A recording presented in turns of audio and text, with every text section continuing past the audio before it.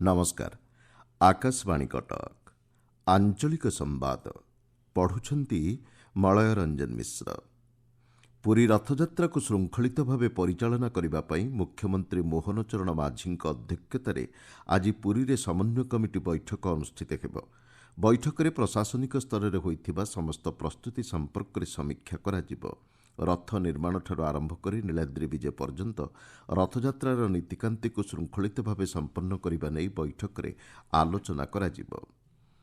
ब्रह्मपुर उधना अमृत भारत एक्सप्रेसर नियमित चलाचल को रेलमंत्री अश्विनी वैष्णव एवं मुख्यमंत्री मोहन चरण माझी आज शुभारंभ करेंगे।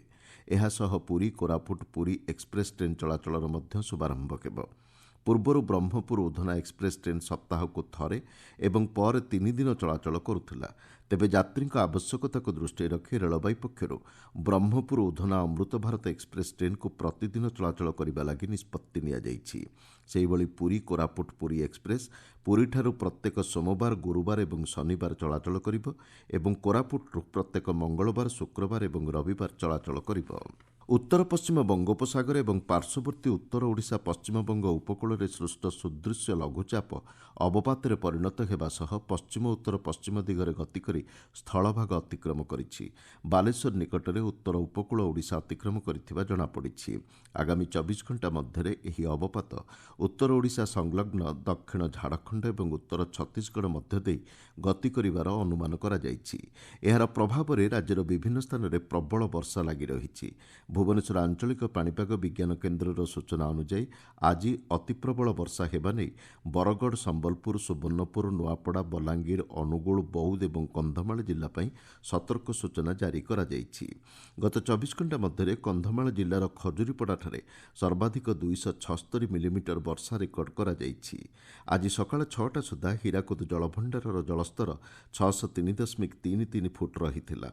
प्रति सेकेंड्रे जलभंडार मध्यकू 35,137 घनफुट जल प्रवेश करुवा बेले सही समय मध्य पावर चैनल दे 17,632 घनफुट जल निष्कासित होउछि।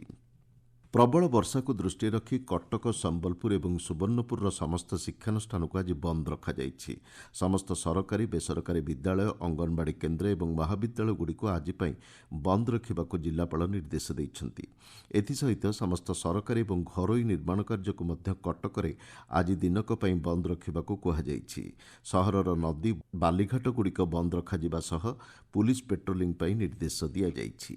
विशिष्ट जननायक तथा स्वाधीनता संग्रामी डॉक्टर श्यामाप्रसाद मुखर्जी आज 125तम जन्मवार्षिकी अवसर में देशव्यापी श्रद्धांजलि अर्पण करा जाउछि। भुवनेश्वर अनुष्ठित हेबाकु थिबा राज्यस्तरीय समारोह में संस्कृति मंत्री सूर्यवंशी सूरज जोगदेबे। एथिसह सत्संग विहार स्थित डॉक्टर श्यामाप्रसाद मुखर्जी प्रतिमूर्ति में मुख्यमंत्री मोहन चरण माझी बाचस्पति सुरमा पाढ़ी प्रमुख पुष्पमाल्य अर्पण करिवे। डॉक्टर श्यामाप्रसाद मुखर्जी जड़े समर्पित राष्ट्रनेता एवं दूरदृष्टि संपन्न चिंतानायक थिले बोली मुख्यमंत्री मोहन चरण माझी कहिसंति। डॉक्टर मुखर्जी जयंती परिप्रेक्षी में गतकाल आयोजित एक कार्यक्रम में जोगदे मुख्यमंत्री श्री माझी संविधान प्रणयन सभार सदस्य भाव स्वर्गत मुखर्जी भूमिका उपरे आलोकपात करिसंति।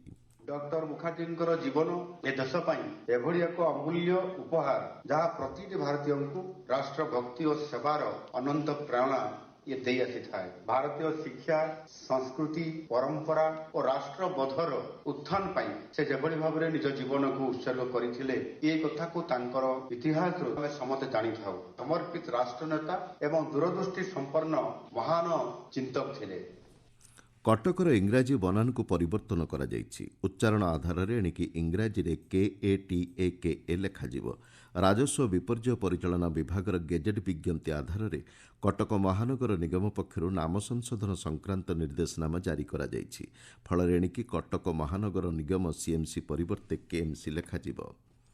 केन्द्रीय अष्टम वेतन कमिशनर सदस्य सचिव पंकज जैन आज एवं आसंताकाली 2 दिन धरी राज्यर विभिन्न संगठनर प्रतिनिधि एवं हिताधिकारी मत विनिमय करेंगे। राज्यर विभिन्न वर्गर कर्मचारी पेंशनधारी एवं सरकारी कर्मचारी वेतन व्यवस्था उपरे से मूल्यांकन करेंगे। ଭଦ୍ରକ ଜିଲ୍ଲା ତିହିଡ଼ି ଆଗରପଡ଼ା ସମେତ ବିଭିନ୍ନ ଥାନା ପରିସରରେ ନିଶାମୁକ୍ତ ଓଡ଼ିଶା ଅଭିଯାନ ନେଇ ସଚେତନତା କାର୍ଯ୍ୟକ୍ରମ ଅନୁଷ୍ଠିତ ହୋଇଯାଇଛି। ଜିଲ୍ଲାସ୍ତରୀୟ ବରିଷ୍ଠ ପୁଲିସ୍ ଅଧିକାରୀ, ପଞ୍ଚାୟତ ସମିତି ଅଧ୍ୟକ୍ଷ, ଜନପ୍ରତିନିଧି ଏବଂ ବିଶିଷ୍ଟ ବ୍ୟକ୍ତି ଯୋଗଦେଇ ନିଶା ସେବନର କୁପରିଣାମ ଉପରେ ଆଲୋକପାତ କରିବା ସହ ନିଶାମୁକ୍ତ ଓଡ଼ିଶା ଗଠନରେ ସହଯୋଗ କରିବାକୁ ଆହ୍ବାନ ଦେଇଛନ୍ତି। ଆଞ୍ଚଳିକ ସମ୍ବାଦ ବର୍ତ୍ତମାନ ପାଇଁ ଏତିକିରେ ଶେଷ ହେଲା। ଆମର ପରବର୍ତ୍ତୀ ଆଞ୍ଚଳିକ ସମ୍ବାଦ ଶୁଣିପାରିବେ ଅପରାହ୍ନ 2:32 ମିନିଟ୍ରେ।